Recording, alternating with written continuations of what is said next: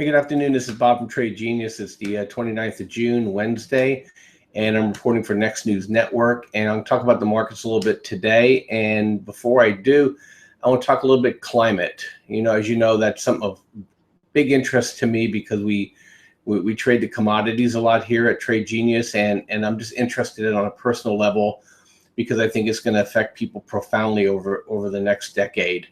And two reports came out today that caught my attention. One is the sun has gone quiet, no sunspots.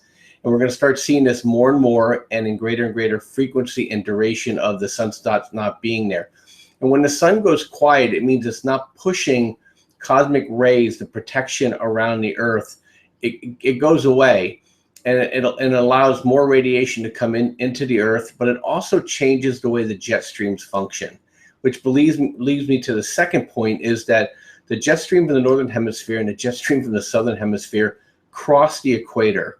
Now, they've never seen this before. It obviously has happened before because we've had these events before, but this is in the early 1800s and early 1600s when we have the events that are unfolding today. Well, that's going to cause some real crazy weather. Now, when the jet streams move, that's usually the boundary between cooler air and warmer air. And if the jet streams can start pushing across the equator, you're going to start seeing some really cold weather coming down into the subtropics and the tropics. And it's not unheard of. This has happened before with the earlier minimums in the solar cycle, and we're going to see it again. The bad news is that a lot of crops are going to get killed.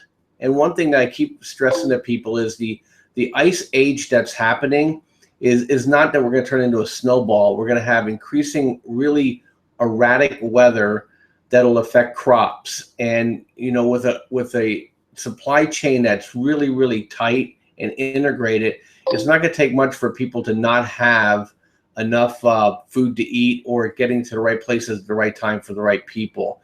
And so this is concerning to me, and that's why I keep bringing it up to everybody else. I'm going to prepare as best I can, in terms of having things in my home, but also buying the right ETFs and commodities so that I'm going to have to pay higher prices for food. I'm going to have the means in which to do so.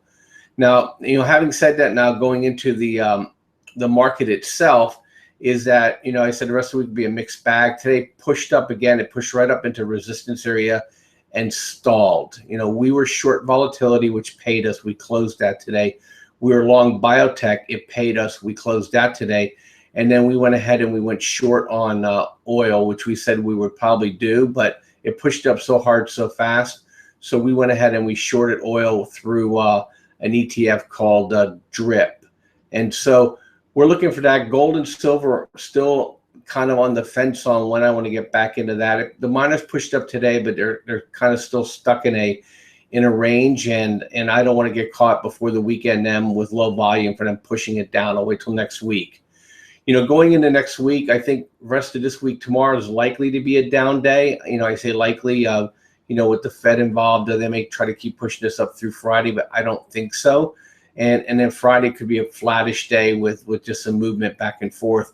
But going into after the July 4th weekend, we have 4 days. It's a payroll report on Friday. The second week of the month is usually very bearish. And so, you need to be prepared for that.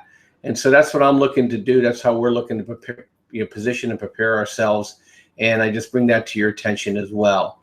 So I'll be back tomorrow. Bob from Next News Network and Trade Genius. Come check out our videos at tradegenius.co, our blog. We posted some stuff on the climate today. We have a free book. We have free videos. And if you want to subscribe and make some money, the XIV trade we took made 20%. The biotech trade we took made 6%. So we're making real money in a short period of time, and we welcome you to join us. That's probably a year's worth of subscription in those two trades alone. All right, thank you, and have a great day. Bye-bye.